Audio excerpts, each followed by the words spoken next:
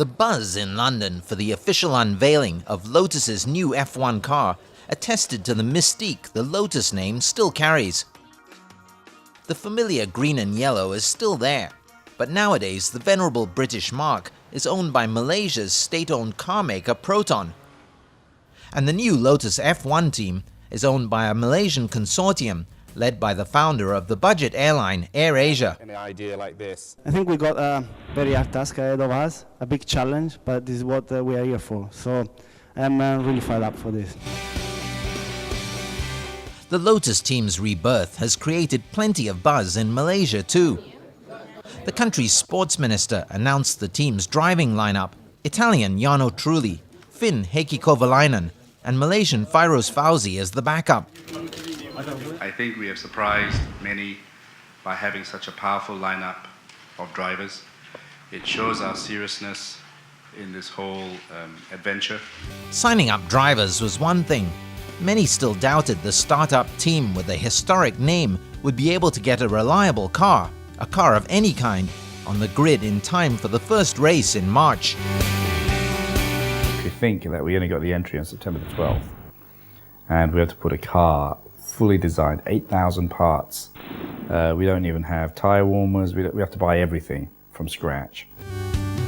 That gave them just 6 months to build the car and the team infrastructure from the ground up. The other 3 new teams got their entries in June. We didn't know until the middle of September.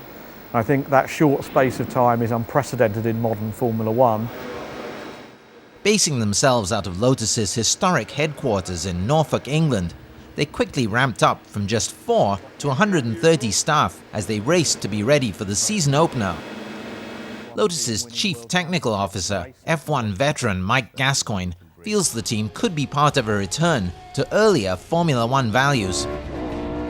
I think there's an era coming in Formula One where hopefully we go back to more privateer teams running sensible budgets, and actually more teams able to challenge and try and win motor races, and I think we fit very much into that mould.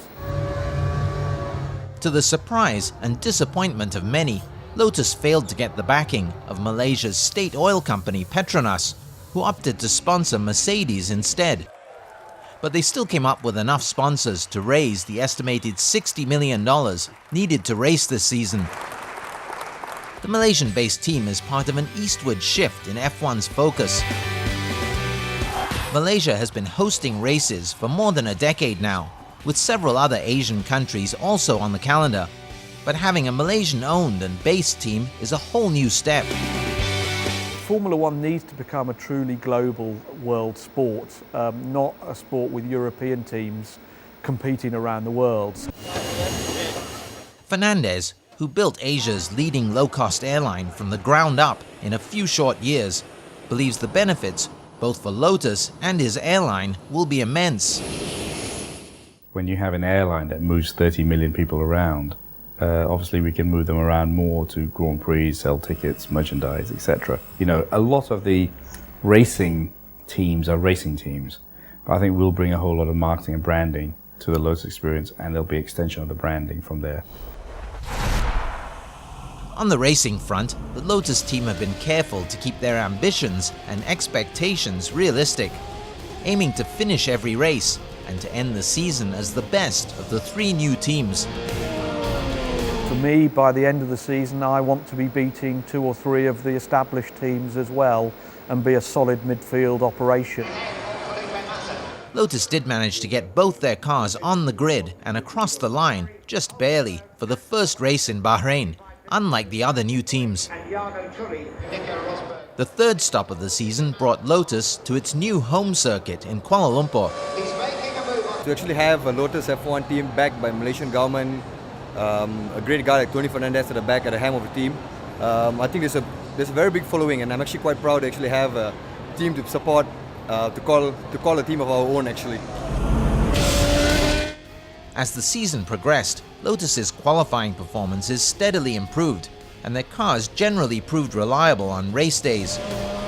And they're on track to meet their principal goal, to be the best of all the new teams competing this season on the biggest stage in motorsports.